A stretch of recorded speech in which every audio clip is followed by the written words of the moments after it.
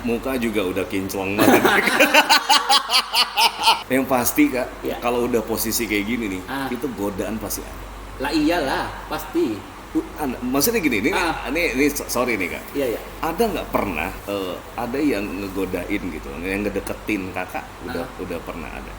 Banyak Ya. Banyak. Dan mereka pasti sekasat mata pasti ngira Kakak belum nikah nih pasti nih. Udah tahu juga udah nikah. Udah tahu tapi masih mau. Nggak pernah nutupin gitu. Oke. Nggak pernah nutupin status. Raf Communication, it's all about life. Assalamualaikum warahmatullahi wabarakatuh. Apa kabar Rafa semua? Senang banget hari ini balik lagi Rafa Nawa. Seperti biasa di podcast Ngobrol bareng Rafa Nawa.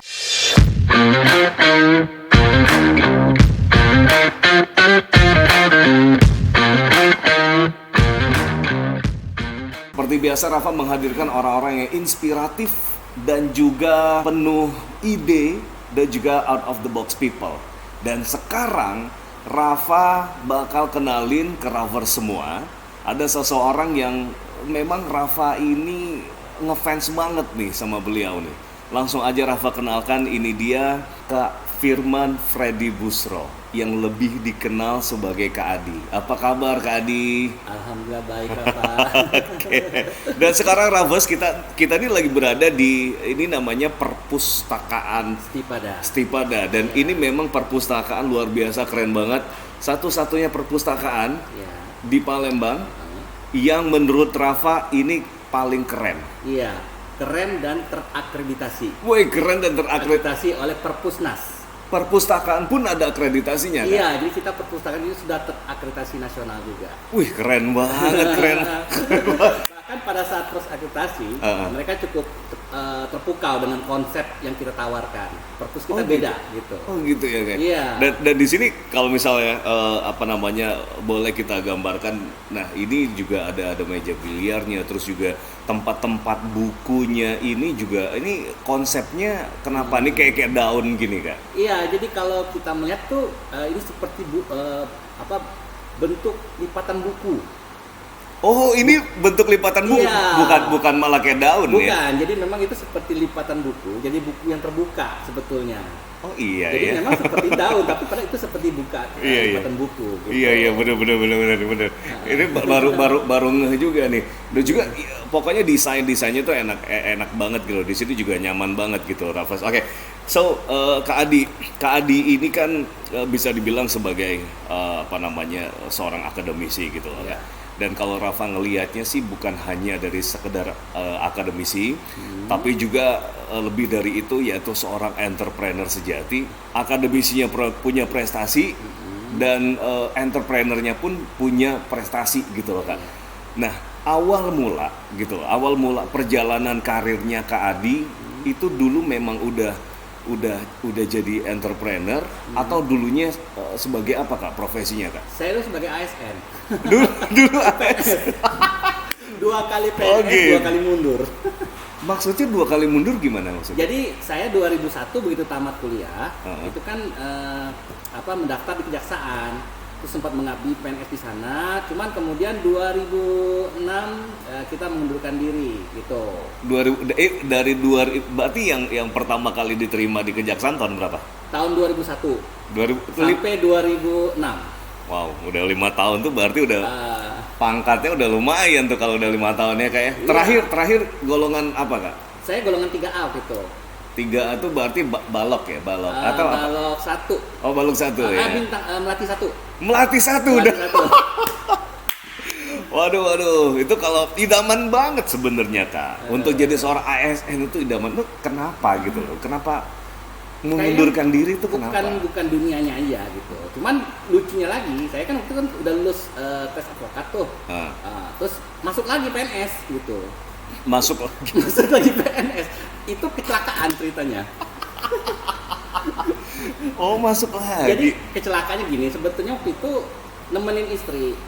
Oke. Untuk tes PNS di BPN, Badan Pertanahan. Oh, itu udah nikah waktu itu? Udah. Berarti nikahnya tahun 2003. 2003. Okay. Jadi begitu tes itu tahu-tahu saya terima gitu. Oke. Akhirnya berunding, akhirnya ya udahlah kita jalani. Tetapi memang kayaknya bukan dunianya lagi. Akhirnya 2016 mundur lagi gitu. Almarhum bapak tuh sebenarnya nggak setuju masuk PNS lagi. Maunya meneruskan jejak beliau jadi advokat. Oke. Tapi karena kalah suara bapak waktu itu sama ibu, sama mertua, akhirnya udah kita jalanin lagi PNS. Jadi 2006 sampai 2016. Okay. Nah, selesai doktor, S3, mundur lagi. Tunggu, gitu. doktor itu di tahun 2016? Ya, saya tamat doktor 2016. Saya kuliah doktor tuh 2013. Oke. 2013 akhir. 2013 akhir. Hanya dengan 3 tahun doang Raffers Kak Adi itu mendapatkan predikat doktor. 2 tahun 7 bulan. 2 tahun 7 bulan. Wow. Gitu. Kalau Rafa mungkin udah bisa 10 tahun kali S3. Aduh, oke. Kak Adi ini kan sebenarnya menarik deh perjalanan hidupnya Kak Adi ini kan dari kejaksaan udah diterima gitu loh. Terus kemudian nggak tahu kenapa merasa bukan jiwanya, terus kemudian mengundurkan diri, kemudian masuk lagi karena kecelakaan tadi di BPN tadi gitu. So sebenarnya apa sih sebenarnya tujuan hidupnya Kak Adi tuh pengen seperti apa gitu loh? Saya tuh pengen bermanfaat bagi orang gitu. Jadi memang waktu saya rasain di ASN gitu, saya merasakan kurang challenge. Jadi waktu saya ASN PNS, saya berapa kali buka usaha gitu. Gitu. Usaha pangkas rambut ya, itu kan sempat kita juga buka gitu kan. Dan juga beberapa karena saya juga bisa komputer kan, jadi saya berapa kali juga jasa-jasa perbaikan komputer kali gitu. Jadi kayaknya tuh lebih tertarik ke dunia entrepreneur karena tantangannya tuh lebih tinggi gitu. Jadi kalau di PNS kan kita kan sudah terprogram ya semua. Okay. Kalau entrepreneur kalau kita nggak kreatif, nggak inovatif, nggak makan kita gitu. Jadi tantangannya lebih itu. Jadi ibaratnya gini Kak, kalau boleh Rafa simpulkan, seorang Kak Adi ini artinya adalah seorang yang butuh tantangan dan juga orangnya itu inovatif dan nggak suka yang gitu-gitu aja gitu. Iya, saya tuh nggak mau yang flat aja gitu. Kayak itu gimana gitu. Padahal justru sebenarnya kalau saya mau nyaman, zona aman waktu itu, saya sih waktu di BPN sudah menduduki jabatan sebagai kasubsi perkara gitu. Wow. Bahkan saya waktu itu mau diorbitkan menjadi kepala seksi waktu itu. Cuman karena memang bukan tantangannya gitu ya, kayak bukan jiwanya gitu, saya jadi terpanggilnya mengelola kampus dan juga beberapa usaha-usaha lain sekarang. Oke.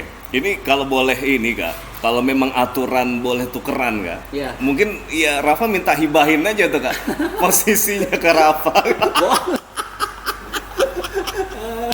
Aduh, ini baru kali ini Rafa ketemu orang yang ibaratnya gini, udah posisi udah enak, udah zona nyaman gitu.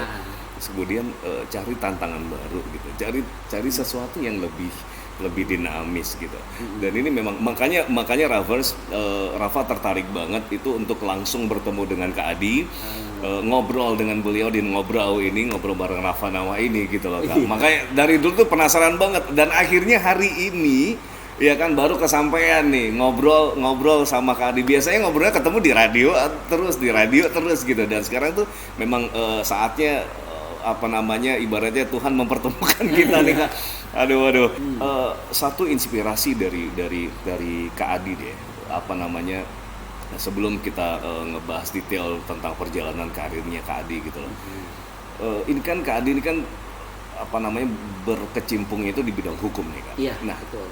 Kita sebagai kaum milenial, hukum kan banyak nih. Banyak banget. Banyak banget. Nah, apa aja nih Kak yang kira-kira mungkin dasarnya atau fundamentalnya untuk kita sebagai kaum milenial itu harus tahu gitu loh. Tentang hukum apa aja biasanya? Jadi kan kalau kita kuliah di Fakultas Hukum ya, jadi kita tuh harus tahu dasar-dasar dulu, basicnya. Ya itu bisa kita dapat dari pengantar ilmu hukum, ya pengantar hukum Indonesia. Karena memang uniknya hukum itu satu negara satu dengan yang lain itu berbeda kita punya sistem hukum. Kalau secara global itu ada berbagai macam sistem hukum ya. Seperti di Indonesia ini memang sistem hukum campuran gitu. Jadi itu memang kita harus mengetahui pondasi dulu, itu yang paling penting. Pondasinya gitu ya? Iya, jadi sistem hukum kita bisa melihatnya melihat dari konstitusi. Nah, jadi cerminan suatu hukum suatu negara itu dari konstitusinya.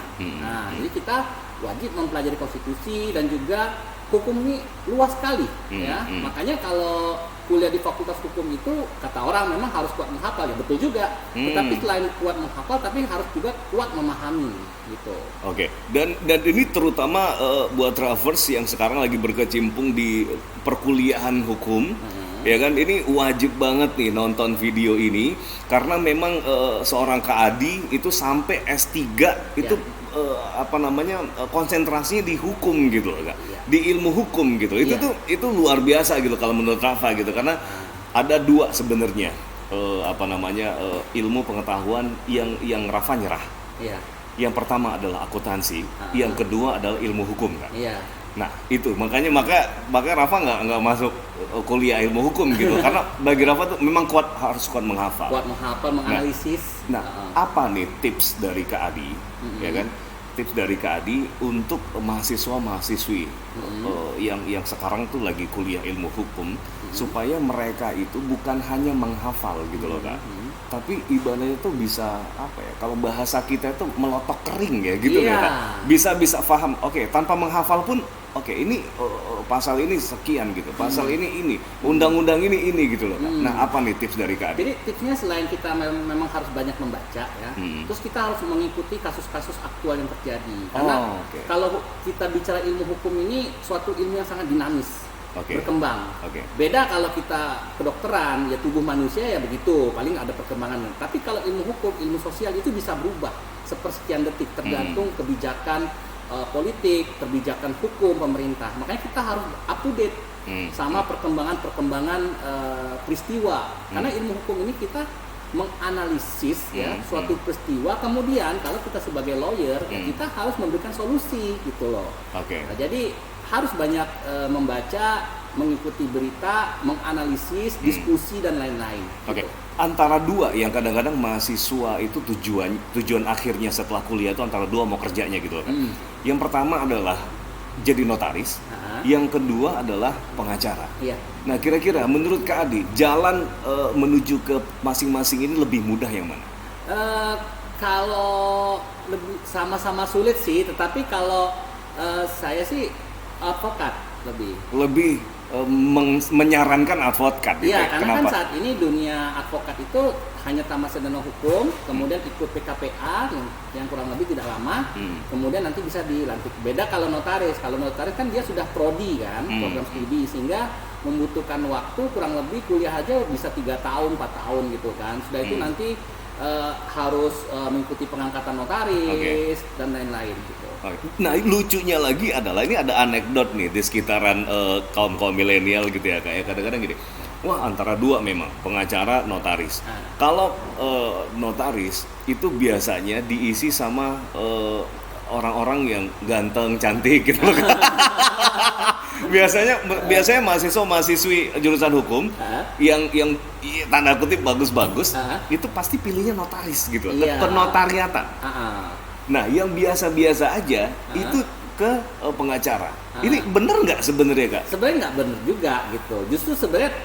Justru tantangan itu di advokat lebih banyak. Oh gitu. Nah, Kakak kan sebagai anggota MPW juga, saya kan anggota Majelis Pengawas Notaris juga wilayah.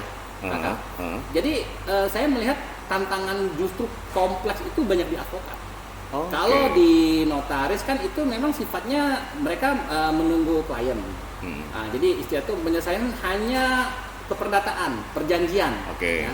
Tetapi kalau advokat bisa masuk pidana, bisa masuk perdata, bisa masuk keluarga, perceraian, korupsi, semuanya hampir, termasuk juga pelanggaran hak cipta, haki dan lain, sehingga cakupan advokat itu justru lebih luas gitu loh dibanding hanya notaris gitu.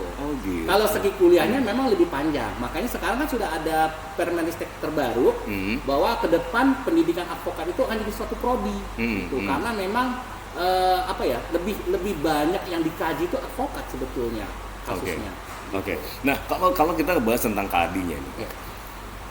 Yang Rafa denger itu Kak, berbagai macam penghargaan itu sudah Kak Adi dapetin. Iya. Gitu. Terutama jurnal-jurnal gitu. Nah, itu ceritanya itu gimana tuh Kak? Awal mula Kakak ikut internasional itu gimana itu? Jadi karena memang saya kan terlibat di beberapa organisasi, banyak saya ikuti organisasi, termasuk kalau di dunia itu saya anggota dari IALS, International Association of Law School, sama ASLI, Asian Law Law Institute. Itu ya. Dunia ya? Kan? Dunia. Wow. Makanya saya tuh sering diundang jadi pembicara, jadi peserta. Dulu tahun 2014 ke Rusia, kemana-mana gue, ke Spanyol, ke Jepang. Nah, sehingga kita juga banyak belajar ya, dari pertukaran keilmuan, dari sudut pandang ilmu mereka masing-masing gitu. Gitu. Nah, jadi memang yang salah satu yang paling berkesan dalam hidup saya itu pada saat saya meraih 2 penghargaan internasional. Waktu itu ikut terpilih sebagai kontestan di World Congress on Human Rights, Justice and Legal Study di Saint Petersburg, Rusia. Dan alhamdulillah waktu itu kan kita lomba paper tuh. Dari Indonesia tuh hanya yang terpilih itu saya sama satu lagi dari Pajajaran, 4. Jadi tulisannya itu tembus. Nah, terus alhamdulillah langsung dapat 2 penghargaan, best paper sama best presentation. Jadi dapat gold medal sama the Sas of Honor-nya. Itu 2017.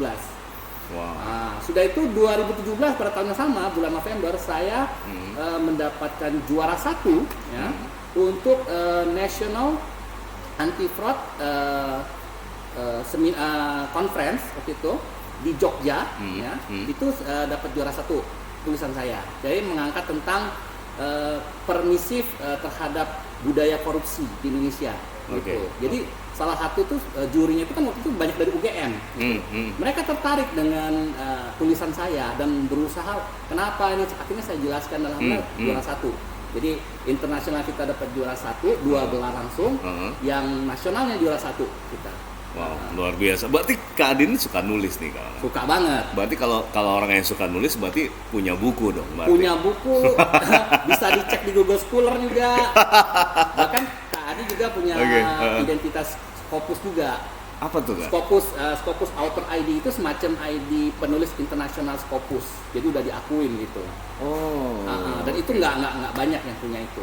Oke, Kak, ini kan artinya udah sangat jelas gitu loh Kak. Kemampuan Kak Adi dalam membuat jurnal itu tidak perlu diragukan lagi. Nah, untuk orang-orang yang sekarang lagi nontonin kita gitu, apa tipsnya dari Kak Adi supaya bisa membuat jurnal seperti apa yang Kak Adi buat? Jadi kita itu harus praktik menulis dulu, jangan takut salah, jangan menulis dulu. Nah, dari tulisan kita terus kita kasih ke teman, suruh dia baca, minta pendapatnya, minta reviewnya. Makanya saya selalu pantau sama istri, gitu. Jadi saya nulis, nanti saya kasih ke istri saya, tolong dong dikritik, ada yang kurang nggak kalimatnya segala macem, gitu. Dulu juga sempat ke teman-teman saya, gitu kan.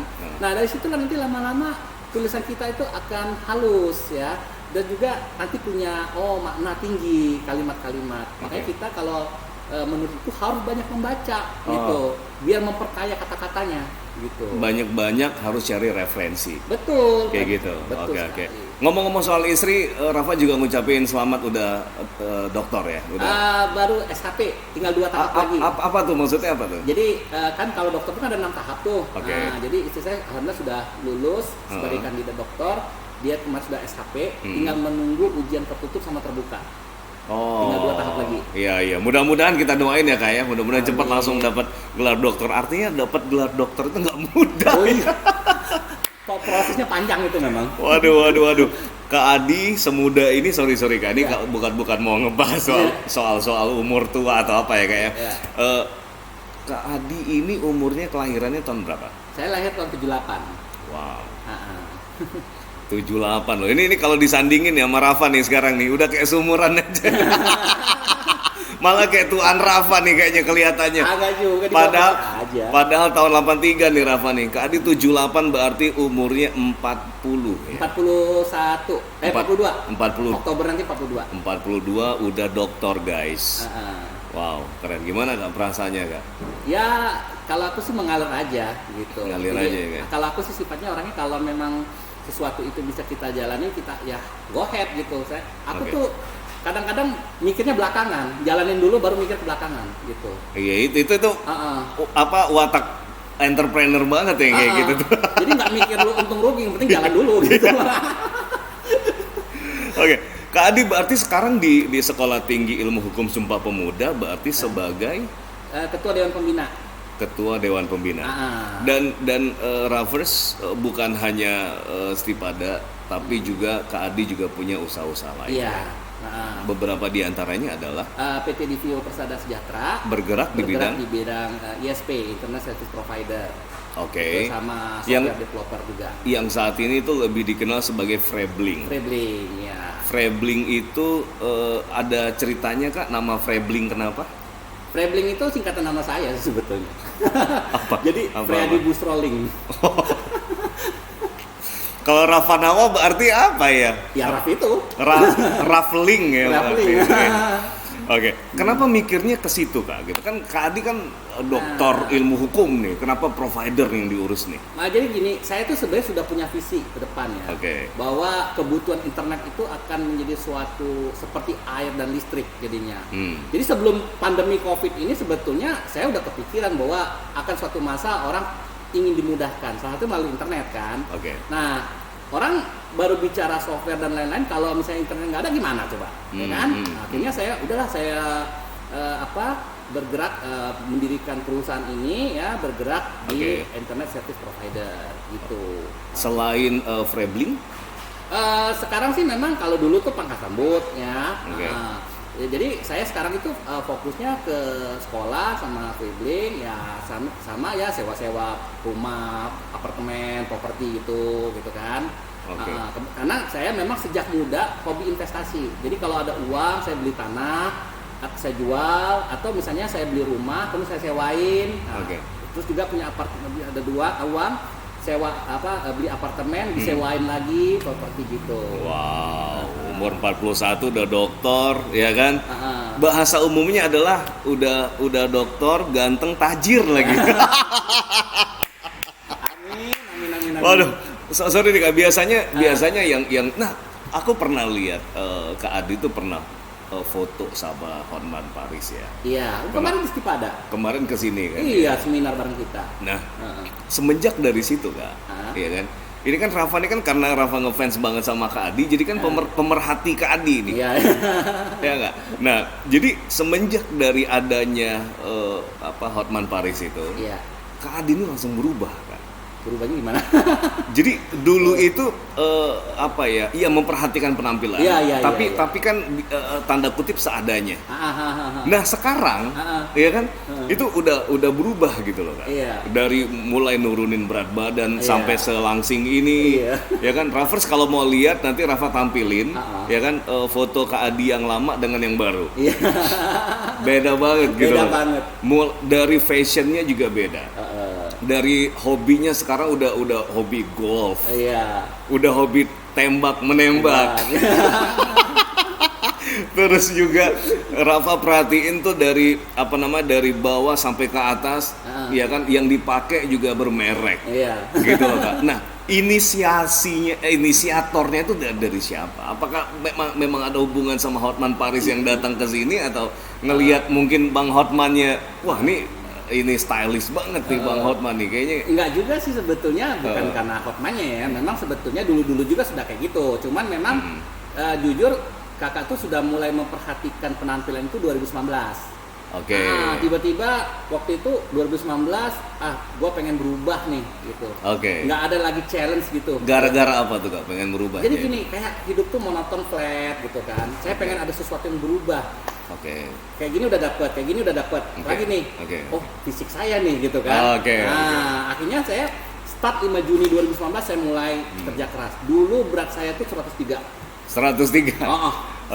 Jadi saya betul-betul porsir, olahraga, makan, akhirnya sampai sekarang ke 77. Pola makannya seperti apa tuh Kak? Pola makannya saya ngatur porsi. Jadi awal-awal tuh nggak makan nasi. Lama-lama sekarang saya belajar ilmu diet, ilmu kesehatan. Jadi saya kurang-kurangin aja defisit kalorinya. gitu. Tetap makan nasi, tapi berkurang aja. Tapi lebih porsinya dibanyakin protein sama sayur buah. Oke. Kalau boleh Rafa detailin. Boleh. Pagi makan apa? Kalau pagi buah sama kopi pahit. Buah apa? Buah apa namanya tuh pisang ya, atau semangka atau kates. Oh, semangka boleh ya? Boleh. Oke. Terus sama minumnya kopi tadi. Kopi tanpa gula. Oh, kopi tanpa gula tuh bagus ya ternyata. Bagus banget. Jangan kasih gula. Jadi saya menghindari minuman manis. Teh tanpa gula gitu. Kopinya kopi apa, Kak? Kopinya bebas, kopi apa aja. Kopi warung juga bisa? Kopi warung bisa. Saya malah beli kopi sasetan. Langsung kan udah minum. Oh gitu. Terus kalau siang? Kalau siang makannya gado-gado. Siang gado-gado? Iya, gado-gado.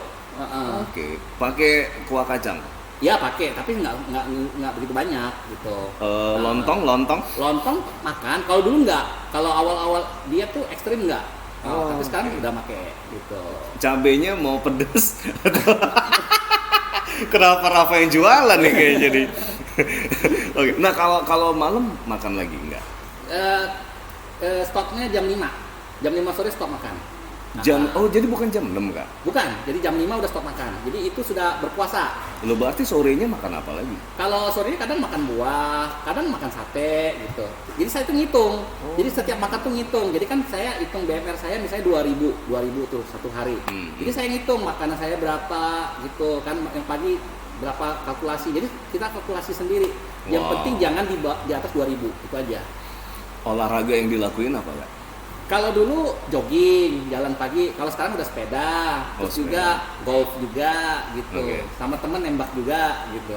Tapi sebenarnya kalau golf sama nembak sih sebenarnya nggak ada hubungannya dengan bodinya Kak Adi yang bagus ya sekarang. Itu cuma buat lifestyle aja. Buat lifestyle gitu. aja, hobi. Pergaulan aja. Oke. Jangan lupa Kak, nanti kalau misalnya ada stick yang nggak kepake lagi. Buat Rafa aja. Ya. Oke, Kak Adi ini begitu banyak prestasi-prestasi yang Kak Adi dapetin. Begitu semuanya kalau Rafa bilang sebagai orang luarnya Kak Adi udah bisa dibilang Kak Adi itu udah bisa got everything kayak gitu. Yeah. So tujuan yang Kak Adi belum dapetin selama hidup Kak Adi apa nih Kak? Goal terakhirnya apa? Apa ya? Kalau saya sih rasanya sih sudah cukup bersyukur ya atas semua yang sudah didapat segala macam. Makanya tadi saya bilang pengen nurunin berat badan gitu kan, alhamdulillah berhasil achieve kan gitu kan. Jadi saya selalu mencari, misalnya udah dapat nanti mencari tantangan lain gitu, pengen ngembangin apalagi gitu.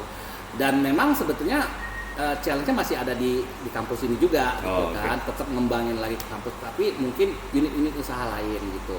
Kak, satu pertanyaan terakhir yang mungkin agak-agak nakal sih sebenarnya gitu. Kan ini kan semuanya udah dapet nih, body udah bagus, muka juga udah kinclong banget.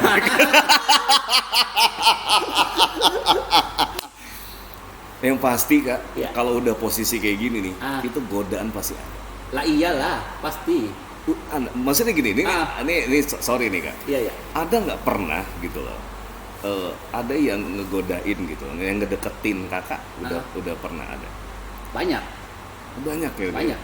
Dan mereka pasti sekasat mata pasti ngira kakak belum nikah nih pasti nih. Udah tahu juga udah nikah. Udah tahu, tapi masih mau. Nggak pernah nutupin gitu. Nggak pernah nutupin status. Ditanya iya gitu aja. Cuman ya selama ya kita baik aja kan gitu kan. Nah ini ya nggak apa-apa buat teman-teman gitu kan. Jadi pernah ada yang mau dan tetap mau walaupun statusnya udah nikah gitu ya? Iya, saya nggak pernah nutupin. Makanya Facebook pasti ada foto istri, foto anak gitu kan. Oke. Ini kalau nggak kuat iman aja nih. Aduh, Kak Adi, apa nih Kak yang mau disampaikan buat Travers nih Kak? Ya ibaratnya ya biar kita nih itu bisa jadi seperti Kak Adi juga nih Kak. Ya yang jelas tuh kita jangan pernah berhenti ya, jangan pernah stop, terus jangan pernah takut gagal gitu. Pokoknya kalau selama di dalam pikirannya kita memang bagus, ya kita lakuin, go ahead. Kalau saya orang gitu mikir, nah nanti rugi atau belakangan gitu. Tapi kalau kita tahu, wah ini bakal booming, kita jalanin aja. Insya Allah kalau memang kita yakin, Allah tuh pasti bantu, pasti nolong. Itu aja. Jadi yakin pada sesuatu. Gitu. Yakin pada sesuatu, gitu ya Kak ya? Oke. Kak Adi, makasih banget nih Kak waktunya. Maaf banget nih gangguin waktunya hari ini Kak. Dia senang hati Pak. Alhamdulillah. Iya, nanti kapan-kapan mau jadi mau main golf bareng gitu ya Kak ya? Boleh. Iya. Minimal yang mungutin bola aja Kak. Nanti kena bola ya. Oke. Thank you Kak Adi. Salam buat teman-teman salam buat istri, anak, orang tua dan keluarga Stipada yang lain. Iya, sama-sama. Oke. Dan sekian podcast ngobrol bareng Rafa Nawa untuk Raf Communications is all about life.